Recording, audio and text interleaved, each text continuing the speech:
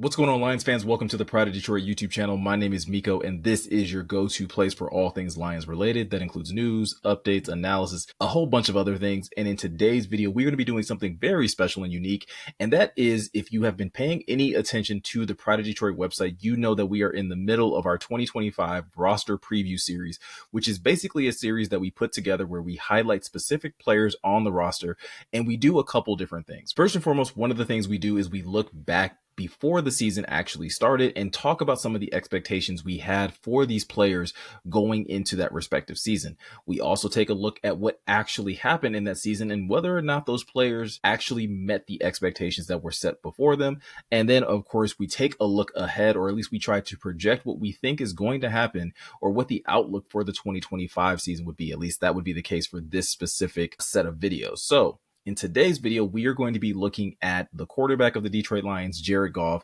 and really diving into one, how Jared performed last year, also what the expectations were for him going into last season, and then really talking and diving into what we should be expecting from him going into 2025, because obviously the Lions have gone through a number of different changes, and this is going to probably be one of the more challenging ones that Jared has had to face. But I have a lot of confidence that he's very well equipped to handle these new challenges. Now, if you find this series very interesting, I highly suggest you go check out the Pride of Detroit website, because we've already had this series running for a while. This is just the first video form of this series that we've had. So if you want to go check out other players that may have already had these types of profiles written on them, like I said, highly suggest you go check out prideofdetroit.com. There will be a link in the description to head over to the website if you do have a little bit of trouble getting there. So with all that said, let's go ahead and dive into this discussion. Now, first and foremost, when we talk about expectations for Jared Goff going into 2024, those expectations were really high. I could almost argue that they might have been a little too high considering how well JG played in 2023. I mean, we're talking about a guy who helped orchestrate a top 5 offense in that season. He also finished the season second most in passing yards, only behind Tua Tagovailoa, fourth most in passing touchdowns. Like, there was a lot attached to him, not to mention going into that season, he had just received his most recent contract extension that made him one of the higher paid quarterbacks in the NFL. So to say that, expectations for him to perform at a high level and to be able to deliver, not just on all of his previous success, but also on the contract that he was given, it was a lot of pressure on him. And I will be first to say, when a quarterback performs at that high of a level, I think it's really hard to really necessarily expect them to outperform what they already done. At the very least, you're hoping that they can just find a level of consistency. And when it comes to Jared Goff, I think he is slowly becoming that model of consistency at that specific position when we talk about quarterbacks. But when you talk about, his mindset and at least what he was, probably most focused on going into the 2024 season, I think he said it best after recently signing that contract extension, which was, "I'm more driven and more fired up than ever to go even harder and put the pedal to the metal even more to bring a Super Bowl to the city," Goff said. And that's what's most important. One day I won't be the quarterback here, and I want to be able to look back on those days that I am and that I was with no regrets, and knowing I did everything I could to try to make that happen.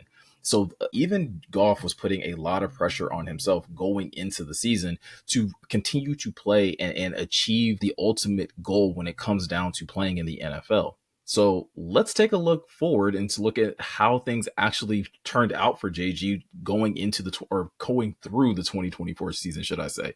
And first and foremost, this was a season of consistency. Like I said, when a player is playing at such a high level, it's really hard to expect them to reach new heights at certain points. You really just want to see them be consistent. And 2024, I think, was a little bit of that for Jared Goff, as well as him surpassing even some of the things he did last year. I mean, he played all 17 games last year, including the playoff game that they ended up losing to the Commanders. But when you talk about a stat line, I mean, this is as good as it gets when you talk about having one of the better quarterbacks in the NFL. 4,659 passing yards, which once again had him second most in the NFL, 37 passing touchdowns, 12 interceptions, a 72% completion rate, a 111.8 passer rating, and he put the cherry on top with one receiving touchdown, which he was able to secure in that Monday Night Football game against the Seattle Seahawks. So Jared Goff did just about everything you could expect from a numbers perspective when it came down to playing the position at a really high level. And he's a key part of why the Lions were able to go 15-2. Yes, they have a number of different pieces in other areas when you talk about running backs, receivers, and things of that nature. And that offensive line was so stout and played at a really high level last year. But Jared still held his own and continued to put himself in that conversation where people are constantly debating, like, okay, who are the top 5, the top 10 quarterbacks in the NFL? Jared Goff is firmly in that conversation and is clearly, in my opinion, one of the best quarterbacks in the NFL and definitely the best quarterback in the NFC North at this time.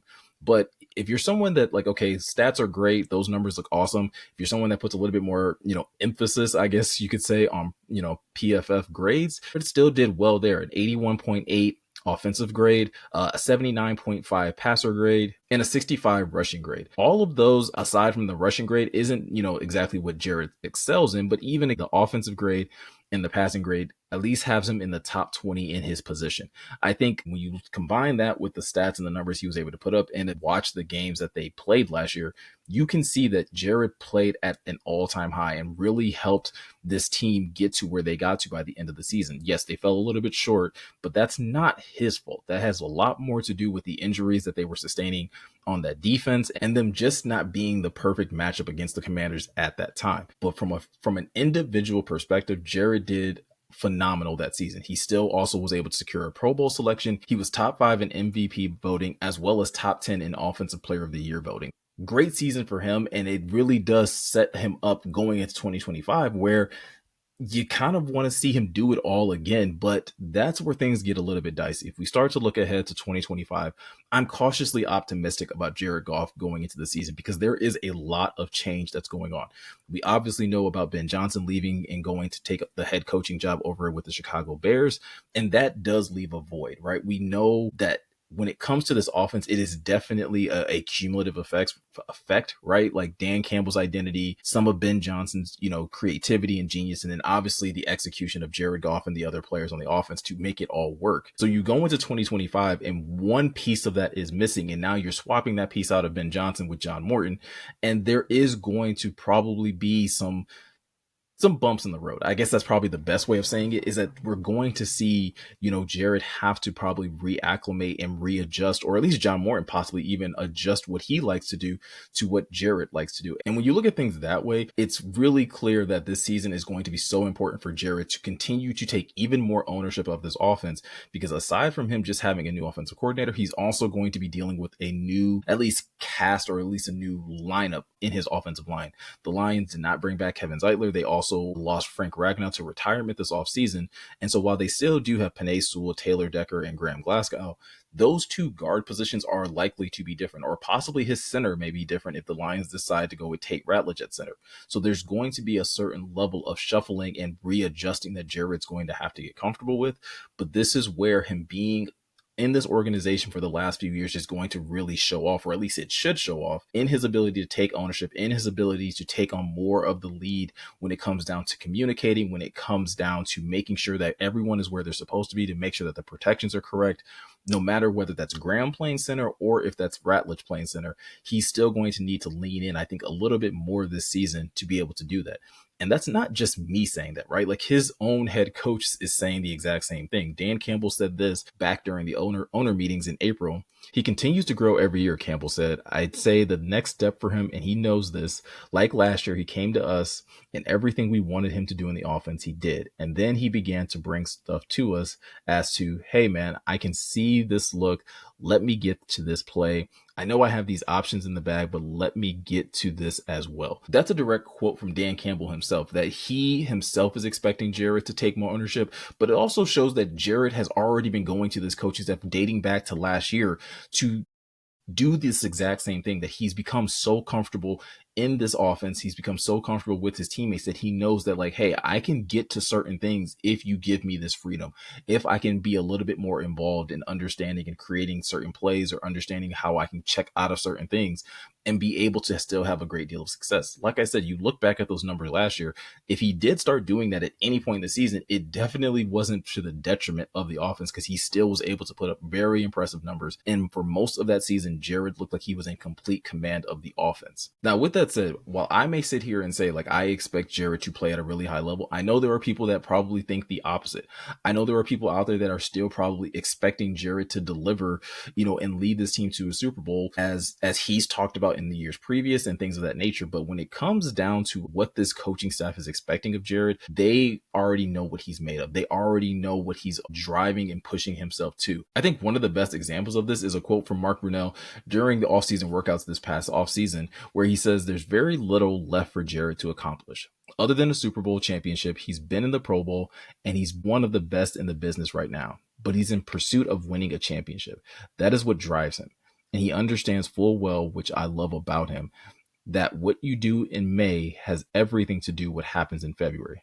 Not just him, but being a leader of this team and getting on the same page with the other guys that have been with us for a while, all the positions on the offense, and just being our leader, the franchise quarterback. He understands that you have a window. However long that window is open, we don't know, but we know we have it this year. So he is very much in pursuit of us being the best team in the NFL. So hearing a quote like that really makes me feel like Jared is absolutely going to be taking full command of this offense, and he's going to shoulder a lot of the responsibility, I think, from the offensive side to make sure that they are just as prolific as they've been in all of the seasons past. Whether Ben Johnson is here or not, whether Frank Ragnow is here or not, whether Kevin Zeitler is here or not, this offense is going to be looking and trending towards trying to be everything that they've been in the last few years.